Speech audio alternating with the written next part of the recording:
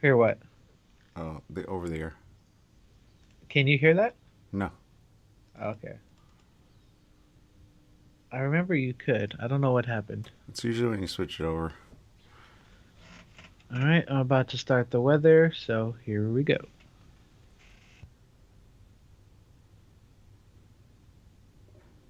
Yeah, I'm not hearing anything. There we go. I heard it. Good morning, I'm forecaster Jimmy O'Neill from the KMET Weather Center. For the Beaumont and Banning area, for the daytime hours, expect widespread haze for the afternoon. Sunny skies, those highs, lower 90s. For the daytime hours in the IE area, sunny skies, those highs, mid 90s. And for the daytime in the Coachella Valley, expect widespread haze for the evening. Sunny skies, that high, 104. I'm forecaster Jimmy O'Neill for Smart Talk 1490 KMET.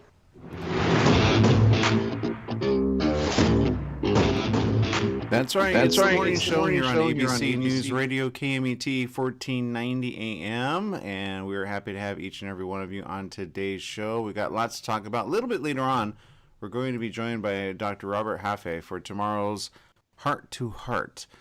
He's a licensed psychotherapist and certified hypnotherapist who's been in full-time private practice since '84.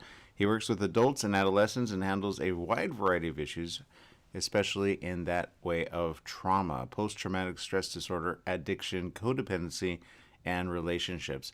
In today's Heart to Heart show, Dr. Mitra Rashidian and Dr. Robert, I said Hafe, but that would be like the Latin version of it. It's Jaffe. We'll be talking about self compassion and how the lack of it impacts the individual and the relationship. I can guarantee you, I've seen so much of that as of late, and sometimes people need to get that kind of information out there, and I'm glad to say we have it here at ABC News Radio KMET 1490 AM, and you can download our app and listen to them later today as well. We got Jesse Sanchez over there. Jesse moderates the sound for them as well. Make sure that they're good to go. Jesse, what's going on today? I don't know. Not I've been busy so much, but I will say this. If you don't have Disney Plus yet, get it. Marvel's What If is such a great animated series if you're a Marvel fan. But if you're a Marvel fan, you already have Disney Plus. So, but Ah, there's no, don't there's say that. That's so mean. I don't have Disney Plus and I'm a Marvel fan. oh, okay. Well, some people don't have it. It's okay. Wait till it finishes. It'll be there. But yeah, there's so many great shows that are coming out soon for Disney Plus. There's one I have an eye on. I'm not sure how it's gonna play out, but we'll find out. Okay, all right. How many episodes have you seen of the What If series? I think they're around 6 episodes in. Okay, okay. I'm looking at the Disney bundle, and I'm looking at all the stuff that they have there. It looks like they have Mulan playing there, Luca. I do want to see Loki. Have you seen Loki yet? Loki, great series, great series. Okay, all right. But the What If series, I'm kind of waiting for. I haven't seen WandaVision yet. I know you said that one was good. Hmm. So I guess there's some that I need to get caught up on quite quick, and evidently I need to do it sooner than later, right? That you do, but you know what? You could if you don't need a bundle. I think it's only like 6.99 for a month. Okay, all right. It's not too bad. Okay. Well, then I might check it out. I've got already. I've been enjoying Paramount Plus. That or Paramount is pretty cool. I finally finished Picard, and that was a great ride. It took me like a year and a half to get through that because I only got through the first two episodes last year, and then I completed it the rest of time, which is yesterday. Thank God. So, and I was kind of hoping they would go into season two. I don't know if they're going to, but the way they wrapped it up was pretty awesome. And that's all I'm going to say about that. For those that haven't checked it out, I recommend checking it out, and you'll be happy for having done so. All right. We got Rosalie in the chat room there on social media, Facebook. Stephanie Reed, thank you for tuning in. And what are you doing this wonderful day? Well, I'm sure you're probably trying to figure out how to stay safe, how to not get sick, and especially after this, this is a top headline, which I thought was kind of interesting for those that don't want to wear a face mask, or even just kind of don't mind about whether or not they get sick. And I think this is kind of good for the rest of people, just to kind of think about and then say, yeah, it's just not worth it to even kind of get sick. The average bill for a COVID-19 hospitalization, how much do you think, Jesse, would be too much, especially if you don't have insurance, or even if you do have insurance? How much do you think that would be? Oh, oh God, I have no idea, but I'm just gonna say 5,000. 5,000? That would be a little much Is for you. that Like, low? I don't know. I don't have a lot of money, so that's a lot of money to me. okay, all right. Like, how much do you think is good for a yearly salary? Um, I don't know. Everyone makes such a wide amount. Okay. Would like 30,000 be good? Yeah, 40,000? 30,000 would be a decent amount. Okay, that's the average American right now. They would say it's a little higher, like at 65, but it's probably about 45. Okay, so let's just kind of take this into consideration really quick. The average bill for a COVID hospitalization is about $75,000. Okay, that's just for the average bill. All right, did you pass out over there? Yeah, it looks like you did. Don't pass out. Don't go to the hospital. That's all I got to say. Uh, Honestly, at that price, I'm just gonna say, just let me die. Okay, so that's the average. Okay, now, having said that, there's more serious hospitalizations which use ventilators or, days in an ICU. That, on average, costs more than $300,000 on average. So that's a great high-paying job, which you'll never pay down, Jesse, if you got sick.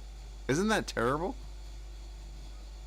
It really is. It's just like you have to balance out, do I want to pay these hospital bills and survive, or do I want to die and just, yeah, I don't know. Go into debt? Yeah, it's a tough choice. It's a choice that you shouldn't have to make.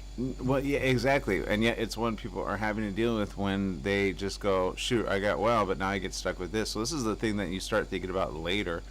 Now, after price negotiations, which I told you you can do if in the event that you're stuck in this situation, you just negotiate the price down. The average allowed amount actually paid by patients and in-network insurance providers is about $33,500 for a general hospitalization and about $98,000 for a more complex hospitalization. So negotiate. That's number one. Number two, though, how are you going to pay this down if this is the regular average yearly income for the average American citizen? Does that make sense, Jesse? It really does, because it's just like, if there was, yeah, I don't know. It's too much. We Yeah. have to do something else. Yeah, Rosalie says 35,000 is what she was thinking. She says that's my whole paycheck. Exactly. That's exactly why you want to A, never get sick if you can, and B, not throw caution to the wind as so many have done in the past. You'd be like, well, then you must have some money in the event that you get sick, right? Which is why people don't want to go to the hospital in the meantime. But I say better to go into debt and then just claim bankruptcy later for it, because I guarantee that's what the smart people are going to do. They're just going to claim bankruptcy and they're going to say, you know what, I just can't pay it because that is a lot of money. And that's just one person going to the hospital. If you have a family of like 4 or 8, you're going to, on average, at least one or two probably be in the hospital at some point with this coronavirus, especially the one coming up. So these are just some numbers that have been kind of been shared as for an analysis. Fair Health, which is a nonprofit organization focused on bringing transparency to healthcare costs and insurance, assessed claims for inpatient services such as lab tests, radiology, room and board treatments, and specialty drugs, as well as outpatient and provider services such as follow-up visits and oxygen and respiratory equipment for previously hospitalized patients. Now, a separate study in August found that the average is about $22,000 for Medicare fee-for-service enrollees. That's about 150 times more than Medicare pays to reimburse healthcare providers to vaccinate Medicare beneficiaries. COVID-19 vaccines are provided at no cost to residents of the United States. Now, according to the Fair Health analysis, treatment for COVID-19 that does not result in hospitalization, including lab work, radiology, and cardiography procedures, could cost non-insured patients an average of more than $2,500. That's more what you were saying that I think you said you could afford, right? Yeah, let's get something a little bit more affordable for the people. Yeah, for insured patients who are treated in network, the average total cost of insurance in the patient is about $1,000. Again, that's if you have like Medicare insurance. So don't get sick as number one. Don't end up in the hospital.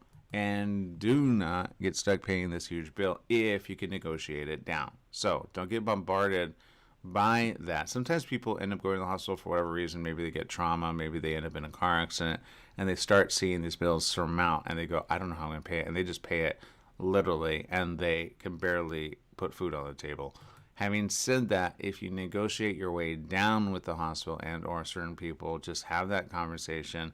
They'll be happy just to get any money back, because I guarantee you a good amount of people are just not going to come through on these dollars. It just doesn't make sense, because you got rent, you got monthly payments, you got everything. And usually all these type of bills kind of go, yeah, bill collector is going to call me, great. So that extends everything out and then creates problems for everybody. And with almost about 700,000 people that have died, you got to imagine many of the hospitals are like, bill collectors alone are probably just going, what do we do? So, having said that, I would love to say we live in a country where that is already taken care of for us. It's not.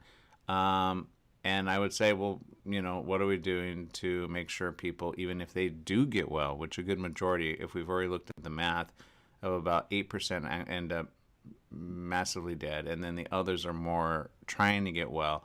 The question of the day is, what are you stuck with at the end of the day? More stress, more anxiety, and more frustration just for having gotten sick and still okay from it. And then you have the after effect of that sometimes, which is a good 2 to 3 months of not feeling well. Your lungs are causing problems still. Your body still feels fatigued, and then you're creating problems down the line. So it is not a fun situation to find yourself in. If you haven't gotten it, even better. I know from myself and my mom, we have not gotten it. We've been very safe that way.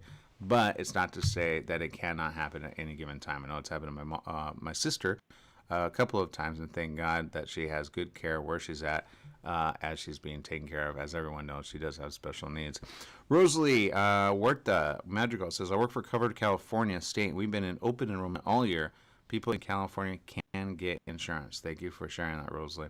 Juanita Diaz says, I cannot afford medical here in California, especially specialists. Yeah, that could be a difficult problem. Katja Wunderland from Switzerland says, I'm in Serbia. Oh, she's in Serbia now to help to support my old mother, so I have not much time for internet, but I love you guys anyway. Rosalie says, if you've been on unemployment at all this year, people can qualify for $1 plan. It's a good plan, too. Good to know. Very good. Maybe you can throw up that link on how to get that. But there you go. So a lot of questions also on boosters. Now, vaccine advisors to the U.S. Centers for Disease Control and Prevention will meet actually today to discuss the COVID booster shots a day after the U.S. Food and Drug Administration granted emergency use authorization for a booster dose of Pfizer's vaccine for some people. So if people don't already understand, even though it may not be already approved by the FDA, emergency use authorization for the booster is now in effect. They've been talking about whether this was going to happen. It is happening. Thank goodness. People need this. The FDA said it would grant emergency use authorization for boosters in people 65 and older, people at high risk of severe disease, and people whose jobs put them at risk of infection. The CDC must give its stamp of approval for any booster doses to be officially given. They're expected to vote on the measure today. Guarantee they're going to go ahead and pass it. It's kind of one of those things. How can you not? Especially with this new variants kind of taking hold of the majority of the country. And Jesse, you know which variants there are that people are having to deal with right now. What are they? I think the major one that everyone's dealing with right now is Delta. Delta, and I think Mu is on certain part of the country. I'm not sure which.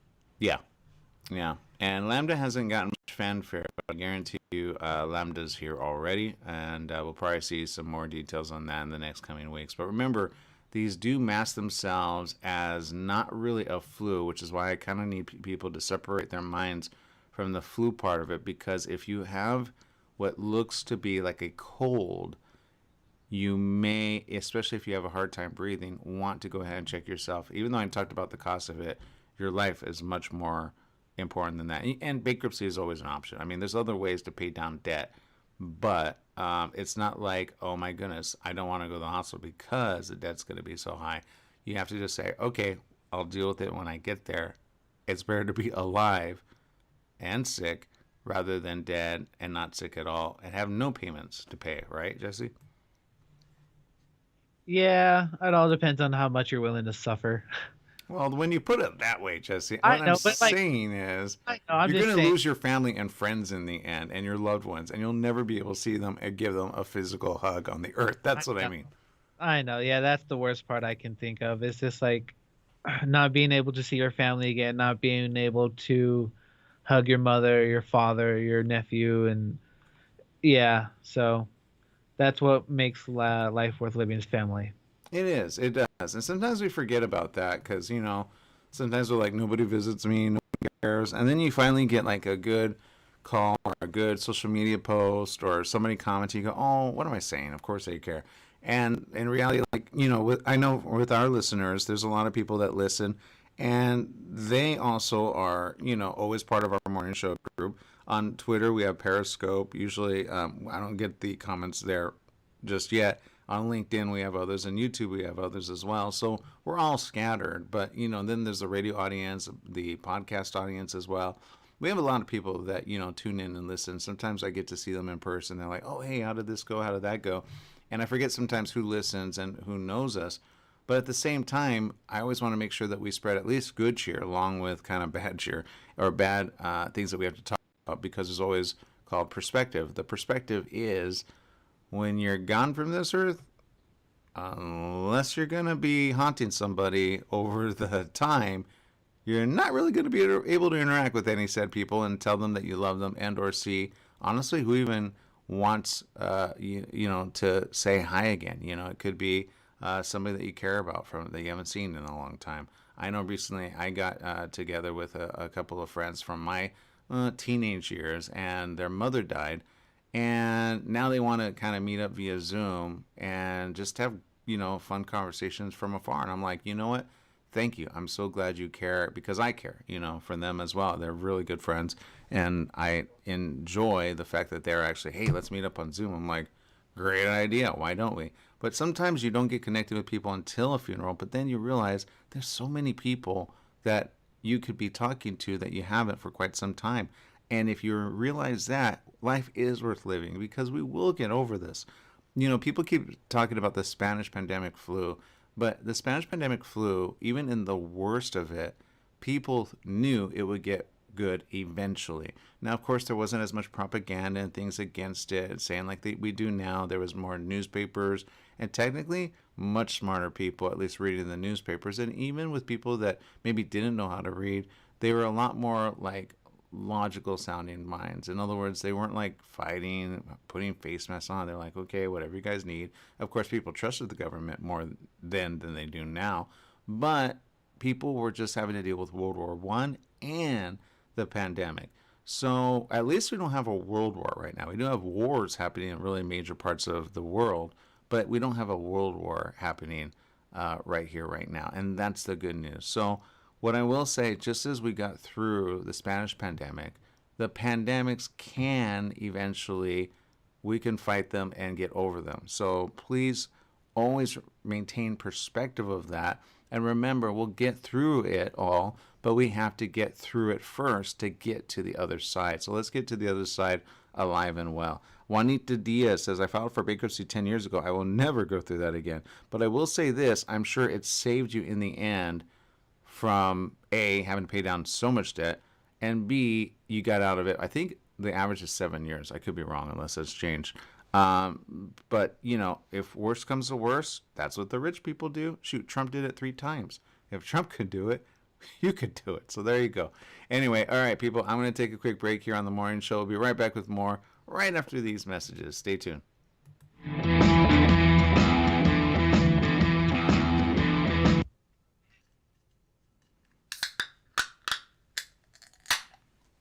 I should have closed the window. That guy's car needs to be fixed majorly. So you heard the rattling or whatever it sounded like.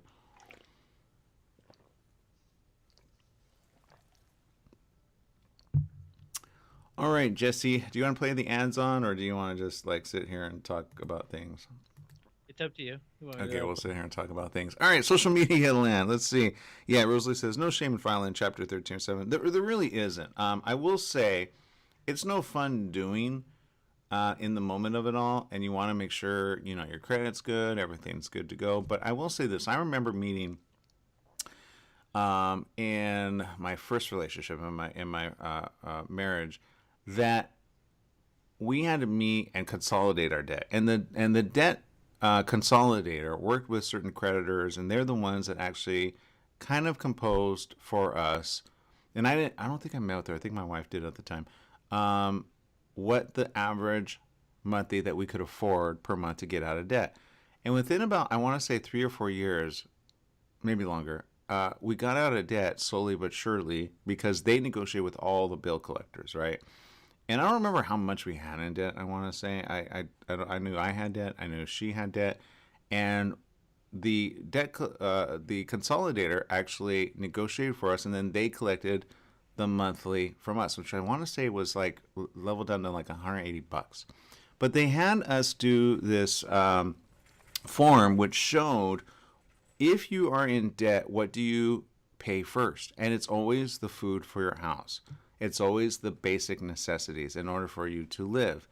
And then you put everything else kind of on the table of saying, okay, I'll pay it eventually. And if you get that perspective in your head, you're much better along for it having done that, because then you don't stress yourself out constantly thinking about the bills. You say, okay, this is what I could do, this is what I'm doing, and I'm not going to worry about the rest, because the financial part could take its toll on anybody every single day when you're like, oh, I gotta pay this, I gotta pay that, I gotta pay this.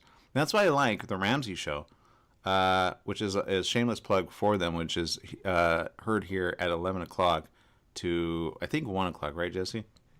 Or is it 30 2? seconds. Yes, no, it goes from 11 to 1. Yeah, so it's a great show, and when you hear people paying down debt of like 180,000 to 200,000 to 300,000, I think I was worried about like $8,000 of debt. That's what I was worried about at the time. And I'm like, when I started hearing his show, I'm like, God, I feel so good about myself. Like, it's not that bad. But I made it like it might as well have been $1 million having to pay off in my head, because I'm just like, how are you gonna do it? He always says, do it in 5 small seconds. steps, and he says actually pay the smallest one down first, so you Yep. create the momentum. Otherwise, it seems overwhelming.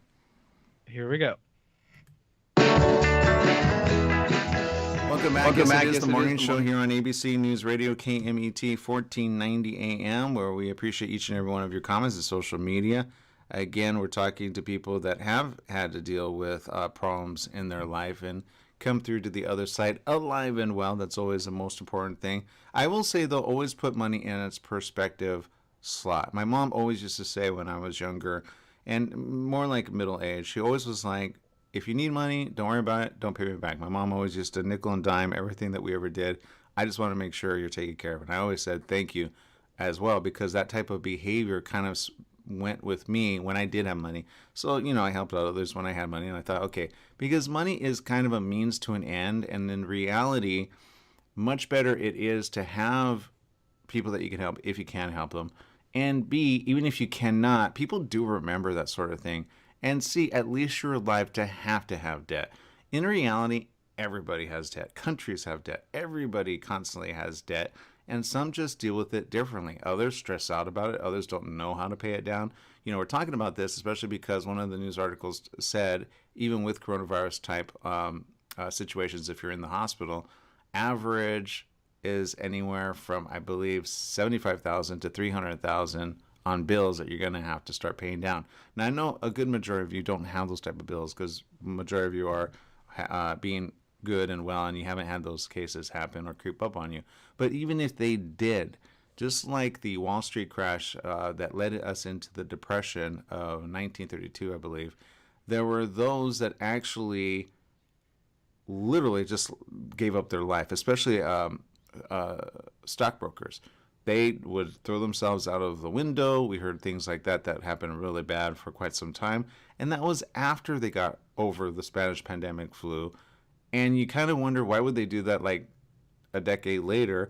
Well, because they put all their money and all their time into these things, and all of a sudden it crashed overnight. Having said that, never let the dismal part of whatever life is giving you be as dismal, because it's most likely workable down the line, which is why I say there's no shame. And I think somebody said that there's no shame in social media. Rosalie said it actually, no shame in filing chapter 13 or 7. Now, there are ways to not go into bankruptcy, and if you can, try to do that as much as possible. But at the end of the day, even the rich claim bankruptcy, knowing that they'll come out of it eventually. Trump is the biggest one. I know there's some people that like Trump, there's some people that love Trump and they want to vote for Trump again. But whether or not he runs or whether or not he does anything, he himself has claimed bankruptcy. And it is a tool that is used not just by the rich, but also by the poor and those that know how to make use of it. And why is that there? It's important for people to know that it's there if you cannot pay certain debts. And I have a feeling the country itself is going to want to claim bankruptcy in about close to a year and a half. Because at the rate that we're paying off things or not paying off things, we've got creditors and people breathing down our necks. And the reality is, how are you going to pay it off? So, how you're going to pay it off might be a different thing for each and every person. Some people work harder. They get 2, 3, 4, 5 jobs sometimes. I know Dave Ramsey talks about paying off things and doing so in such a way. But if it means you're not going to be able to eat or be able to take care of your family or give them housing, then you're in the wrong mindset. You have to pay down yourself and your family first, and then the other stuff will come. And unfortunately, credit debt and all those debts are last on the table. Even the rich are finding that to be the case. I remember when I saw a news article and then I saw on the TV show where you had Mercedes-Benz, you had very nice Land Rovers coming to get food by food banks. And you're like, okay, why are they doing that when they're driving such a nice vehicle? Do you remember that, Jesse? Did you ever see some of those news articles or news segments? Uh, no, no, I have not. Yeah, because even what would appear to be very rich are sometimes very cash poor. And this happened late last year with the whole coronavirus situation and people not being able to work, businesses shutting down. And trust me, there's a lot of debt that a lot of people are not talking about. And we're going to have to start talking about in the next coming months because the guaranteed thing that people are going to find is without a job, without employment, without certain businesses, coming back fully, there's still areas that look like ghost towns now. I know you've come across them in San Bernardino and Riverside, right? You talk about business wise? Yeah. Yeah, there's a few that have closed down, and I doubt they'll ever come back. Yeah. So, now with that being said, there's opportunity for growth, just like in the Great Depression. There was still opportunity for growth. People just ended up consolidating what they were doing before and then, made things happen. Even supermarkets actually completely got revamped in that era. And there were a lot that ended up kind of pummeling through and then making it work throughout everything. So there you go. Rosalie Huerta, let's see, says rich people don't know how to live poor. I can't eat ramen. I can eat ramen, no problem. And I can guarantee if you eat ramen a day, you'll be fine unless your sodium intake is a little too high. So you kind of want to taper off on that, especially with noodles. It can give you I've done the research, let's just put it that way. 3 to 4 times a week is good, but every single day can create a problem with your sodium levels because it's very high in sodium. Although I love ramen, I really do. Let's see. Genius says most people think it's the medical bills. In most cases, they think I get sick or have medical emergency. I could see the doctors is the reason of many citizens no basic necessities of life. Let's see. First, you take care first. Yeah. And then Rosalie says, working for the state of California, they took 10% of my paycheck. That was $1,000 a month I lost. I got behind in my electric bill, $6,000. I almost thought about filing for a bit, but fortunately, the electric company had a program. They wiped out my entire bill. Whew, you know what? And thank goodness there's organizations and programs like that. And thank goodness they did that. I'm glad that you shared that because sometimes I have to share this with certain people that are very stressed out. They're like, I don't know how to pay them. I'm like, look, your life and being alive is important first. Do that. 2, be able to feed yourself. That's also very important. 3, pay down the debt, but do it so eventually. And there's so many more programs coming up around the corner. I can almost guarantee you, not just with government, but with others that are going to have to say, you know what, we'll just write off the debt. And companies do that. It's called, although it's called bad debt, they still write it off, and you can still repair your credit eventually. So some people are very credit conscious, and I say, yes, pay down your debt, but don't do so at the risk of your own family suffering through it all. Make sure, and I'm not saying go into more debt, I'm just saying be careful of stressing out so much that it basically rules your life, rules your relationships, and creates problems for your family members, especially if they're finding it a hard time to get a job or pay down the debt. Sometimes you have, single families, which every single family out there has a hard time as it is, but married couples as well have a hard time just with relationship. When are you going to work? When are you going to pay, down our debt? When are you going to, well, you're the one that spent that, big amount of money on that handbag, which they'll never say, but ladies, the handbags are very costly. And, so some people end up selling their stuff and then others don't want to go through it. But my point is this: don't let it rule your life to rob you of your joy while you are alive with the family members that you're alive with. Very important. Don't let it rule you in that way. And money comes, money goes, and people owe everyone. I mean, come on. Our national debt is as high as it's ever been, but we're still alive. All right, people, we're going to take a quick break. We'll be right back with more right after these messages. Stay tuned.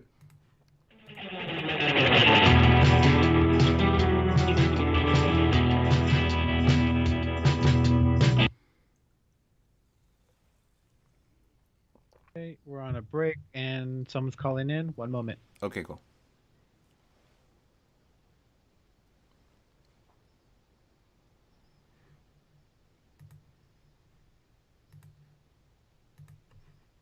All right, for those of you tuning in, yes, Vermont. Hello, Paul Cassidy. Good to see you there. Thank you for sharing where you're from. Stephanie says, I've never been in it. I just don't go out, and is the key. The only time I go out is riding my bike or for a run and go to church and the store. She says, I never own a credit or debit card. I pay with cash or do not buy it. And you know what? That's probably one of the best things if you can get into that mindset to do, Stephanie. Not everybody can do that. Unfortunately, when you get a family, and especially the young kids, guaranteed you're going to go into debt because there is no way you're going to be able to say 100%, no, we don't need that, because I guarantee the toys will pile up, the toys will be used, and then the toys will be fun. Never, but, some people donate those, and I remember the little one always donated. Eventually, it's like, let's give these to the poor people, and I'm like, you know what, smart kid. Rosalie says, I've had to raise kids for the last 33 years. I've never been able to save like I wanted, especially with my last 3 kids. Everything is so expensive. See, exactly what I'm talking about. $100 shoes, ay Dios mío. My little one, 13-year-old, is in a fashion and Ross store isn't good enough for him. I did convince him to get 2 pairs for only $40 for both, but my point is, if you have a family, it really is hard to save. Anyone want to help me rob a bank? Just kidding. And I, it's true. Rosalie is right. When anybody that has a family, I know I was like had an instant family overnight, and I was like, how much does this all cost? I was like bombarded. I was like, okay, all right, well, we'll figure it out. But those are the type of things that you have to remember. It's good for having to do it. It's good for having done it when you do it, because the people that are in your life appreciate it as well. Some people walk in as step parents into step families, and they try to make ends meet, and they kind of go, why did I step into this? But then they go, oh, I know the appreciation's there. So that's always important at the end of the day. And, make it work if you can. And if you can't make it work, just don't give up on life. That's the number one thing I'll always say to people. Never give up on life. Right, Jesse? 1 minute. Yes, never give up, because then you let the enemies win. Yeah, exactly. So Even if you don't think you have enemies, you always have enemies. yeah, it's sad but true. It's so sad. I mean, I used to think, be a good person, you'll never have enemies, but somehow the enemies just end up finding you, especially if you're good. It's weird, right, people? No, I learned that from Game of Thrones. If you're a good guy, you'll always have it. You make more enemies. Yeah, I don't know what it is. It's like nobody wants the good guy around ever. They're just like, let's kill the good guy. You're like, man, did you look at your own life? Like, you usually want to at least watch the good guy do good things, because you don't want a world of just evil people constantly ruling. Otherwise, we'd all be dead, right, Jesse? Right? Even villains, at some point, love the superhero because the superhero will save them in the end. But other villains will never save them. They'll kill them. 10 seconds. Ooh, okay. I'm about to burst your bubble later today. You're thinking about like what? Like Suicide Squad or? No, Injustice. Injustice. Okay. I'll show you later. Here we go. All right.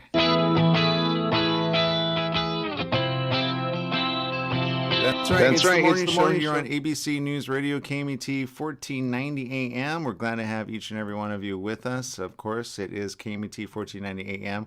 Make sure to download our app. It is free. It's available everywhere. Your phone has the ability to reach online capabilities. It's 1490 AM, KMET 1490 AM. We're also on the FM dial 98.1 in our local radio audience area. And every single Thursday, we have a really good show here, and it is called Heart to Heart. And in today's show, they're going to be talking about self-compassion and how the lack of it impacts the individual and the relationship. But joining us right now is Dr. Robert Jaffe, who's a licensed psychotherapist and certified hypnotherapist who's actually been working with all types of trauma, post-traumatic stress disorder, addiction, codependency, and relationships. Good morning. Welcome to the show, Doc. Thank you so much, Aaron. Nice to be here. Yeah, thank you for, of course, sharing your time with us. Obviously, people have a lot of questions when it comes to relationships. And I have a question about trauma, though. Sometimes trauma could take so many different forms, whether it be in a relationship or whether it be outside of a relationship. How, though, can that impact a relationship, especially a loving one, where let's say you meet somebody and 3 years later that trauma starts to show up in your own relationship with them, but it had nothing to do with you to begin with? Yeah, that's a great question, and thank you for asking. So basically, trauma is when something happens to us. It can be what we call a major trauma, such as a flood or an earthquake, any kind of life-threatening emergency like that. It can also be, of course, trauma such as a physical assault, a rape, anything like that. But there are also what we call the minor traumas. And the minor traumas are pretty ubiquitous throughout our society. It doesn't take a lot to scare people, period. We all get scared pretty easily. It's our survival mechanism. And with children, it takes very, very little to scare them. And so if we have grown up in a family that is, I'm going to say, not just less than perfect. I mean, they're all less than perfect, but there can be a lot of screaming, yelling, negative comments. Those things can really scare children, and it can traumatize them. And then what happens is, if the trauma is something that is very serious, and serious simply means that the particular person feels as though their life is being threatened. People don't understand that. If parents argue, sometimes it can be traumatic to a child because the child is totally dependent on the parent, and the child can't survive without the parent. And if the parent is arguing, that can be traumatic. I'm not saying that every argument leads to a post-traumatic stress situation, but it can. It can be one incident, what we call a single incident traumatic event, or it can be over a course of time.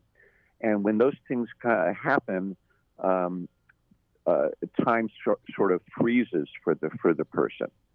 And then later on in life, when something triggers them, it brings them back emotionally, sometimes intellectually too. Sometimes we remember it, but usually it happens subconsciously. Mm-hmm. So that when you're in a relationship and something gets triggered, all of a sudden you're acting from that traumatic place. And you're no longer in the now moment dealing with your partner. You're dealing with something that happened a long time ago. And then what happens is, because you're with a partner and that partner has said something or done something or given you a facial expression or said a word, it sets you off, and then you act as though you're back in the trauma, and you start getting angry or afraid, or you emotionally attack the other person. and that of course sets the other person off, and now you're off and running into a negative situation, which is harmful to you, to your partner, and if there's children involved, if your children observing this, it can be very harmful to them as well. So, and I'm glad you said that, because especially during coronavirus, people are kind of in close quarters of each other. And then, of course, people are losing their jobs. People are having more difficulties. I've seen it in relationships. Even, I will say, with myself at certain times where I go, why did I react that way? And I have to kind of step away and I say, okay, what's going on? Always be ready to say, I'm sorry, acknowledge that you don't always have it together, even when you think you do. Sometimes the frustrations leading up to that moment has nothing to do with the other person, and being okay and open about it is very important. But sometimes some people don't know what's going on in their own heads. It's easy to see it from another perspective of the other person. And if, like you analyze people all the time, I've always had to analyze people to say, okay, what led up to this moment that hasn't got nothing to do with me, because what I'm saying isn't as bad as it sounds, but what is the trigger that triggered you? I think you mentioned triggering. How do you let go of certain triggers? Because I know you have a really good ability to get certain words, out of people's minds, and certain things out of people's minds. Because oddly enough, what I've seen as of late, people, even by certain words, saying the wrong word can trigger something, and you don't even know what that word was meant to be. Because for you, it could be as simple as, somebody likes to use the word disagreement better than argument, because now somebody's, oh, we're arguing now. Now it puts somebody into a head spin already, instead of just saying, look, we have a disagreement. Can we talk it out? Are there things like that spur all of a sudden in the moment, especially result to either from childhood or said trauma? Yeah, absolutely, and it happens a lot. And so the real key is for you to recognize that you are imperfect, and that these things can happen, and it doesn't mean that there's something wrong with you. It simply means that you're a human being, and you're being and like you say, the word triggered. Triggered simply means you're reminded emotionally of something that happened in the past. That's all the trigger is. And so the goal is to stay open to recognizing that many of us carry these kind of things inside of us, and being able to apologize is so important, because once you apologize, you're taking responsibility for your behavior, as opposed to projecting that negativity onto the person who triggered you. It's sort of like if your knee is scraped, and someone says, "How are you doing?" and they just reach out and gently touch your knee, and you go, "Ow, boy, that really hurt. Why did you do that?" Mm-hmm. See? And that's sort of the way it is. And then, as long as you stay in, "Why did you do that?" then the other person is like, "Hey, I don't think I did anything. All I did was I just touched you very gently." Yeah. And you're reacting, and your reaction is way out of proportion. And a lot of people don't want to admit to themselves or to other people that they've done something that is out of proportion to what really happened, because they don't want to see themselves as flawed. So their desire to not see themselves as flawed keeps them in the projection onto the other person, and then they can't really apologize, or they can give a faux apology. "I'm sorry, but you shouldn't have done that," and they're still not really taking responsibility. So taking responsibility and recognizing that you are carrying inside of you things that can be and will be triggered. And as soon as you recognize, as soon as the other person points that out, for you to say, "Oh, I didn't realize that," that's step number one. And then, as you said, step number two is trying to understand what it is. Because if it keeps happening and you keep apologizing, after a while, the apology sort of doesn't have any impact, right? Yeah. Because you're apologizing over and over again, and yet you keep overreacting. So you have to understand what that trigger is. And there are many, many books that can be helpful in leading you through processes where you do some writing or some drawing to understand what your triggers are. And of course, psychotherapy and marital counseling, that's the purpose of that, is to help understand each person's triggers so that they can take responsibility, so that they can alleviate them and they're no longer problematic in the relationship. Yeah, I'm glad you brought that. Again, you have a fantastic organization that people can reach out to, but you also have the show today. Again, you're going to be talking about self-compassion and how the lack of it impacts the individual and the relationship. I think we're talking about that.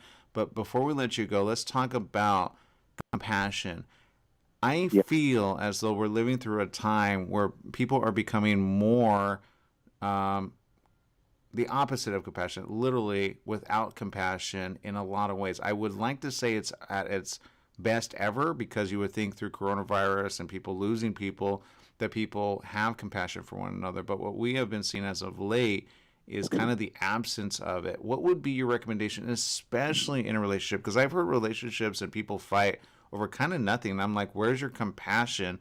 How important is that? And why do you feel maybe it's not at an all-time high as it should be in certain areas? Right.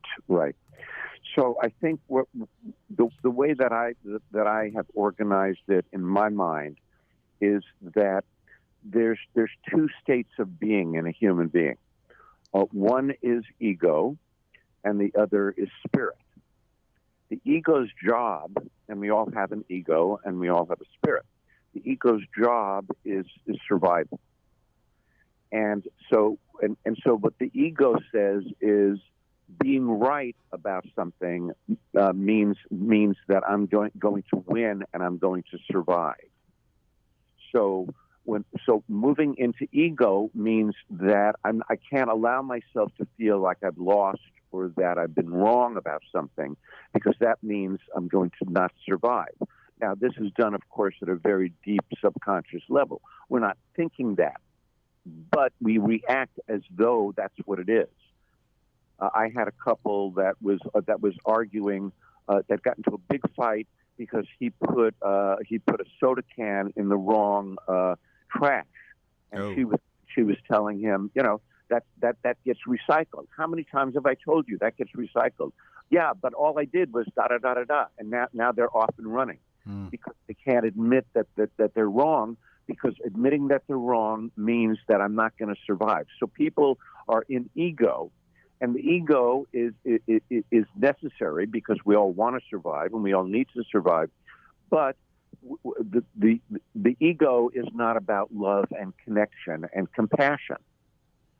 And so there's three states of being, and that is, you are either in a loving state, you're in a neutral state, or you're in a fearful state. Fear is about ego. Fear is my body, is me. And love is about spirit. I'm not my body.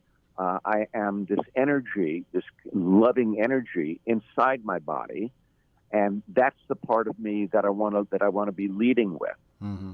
And I think what has gone on over the past I don't know how many years, but a number of years, is people have gotten more and more into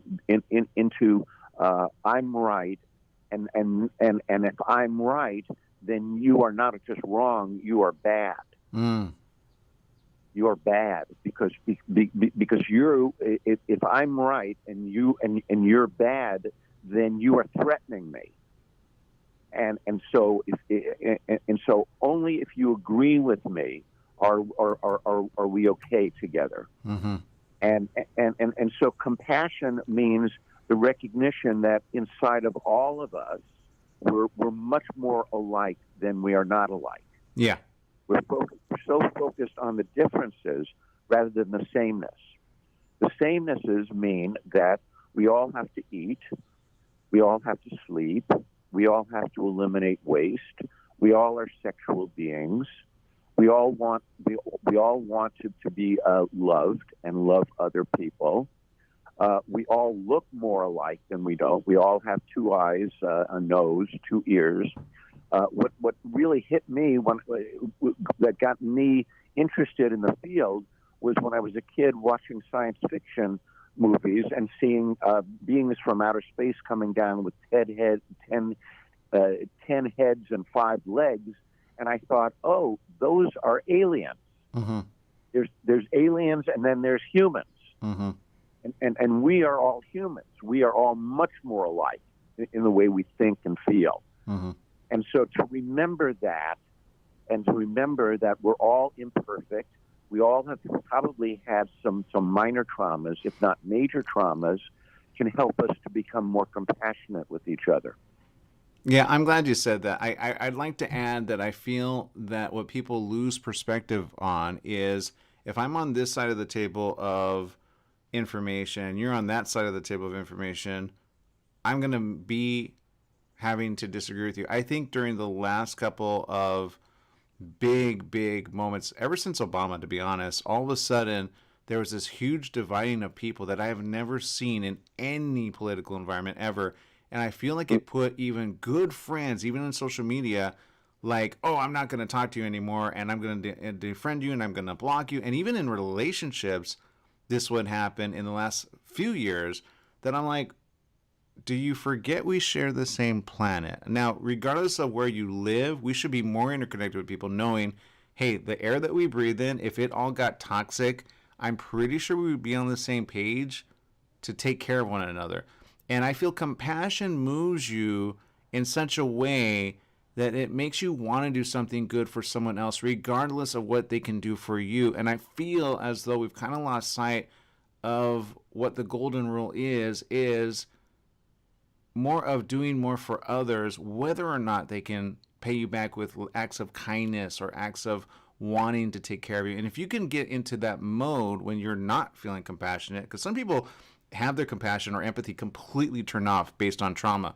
But if they can learn to love again, even through kind moments in life, going out of your way to help somebody maybe on the street, or going out of your way in ways that nobody knows except you and whoever's watching from above. Because I say, even though there's aliens around us, I think they're watching us from above as well. I'd like to say that, even if you don't believe in a creator, but I even believe even they have some type of faith of some sort. But my point is, if we realize whether somebody's watching or not, at least your inner spirit or your inner being or you yourself are watching yourself each and every day, be more kind, and more kindness will come from any which way. And I just like to add that. I know we're out of time, but we're going to be able to listen to you later today.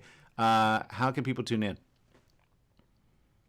Oh, well, they can tune in. It's KMET Talk Radio, AM and AM FM.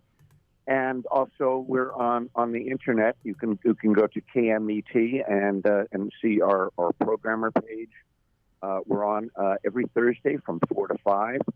And we would love for you guys to tune in and call us during the hour, or let us know through the internet any questions or comments. We're very happy to. We love to have people call in and create a fun show. But I'll be there with my partner, Dr. Mitra Rashidian. She's also a psychotherapist, and she specializes in sexual relationships, and we're going to have a great show today. So we really want everybody to tune in. All right, Doc, we're out of time. Thank you very much for joining us. Again, it's Heart to Heart today. Check it out. KMET 1490 AM is where it's at. We're out of time. Make it a good day, whatever you do. Remember, life is worth living, so live it well. Thanks, Aaron. You take care. You too. Thank you. Bye-bye.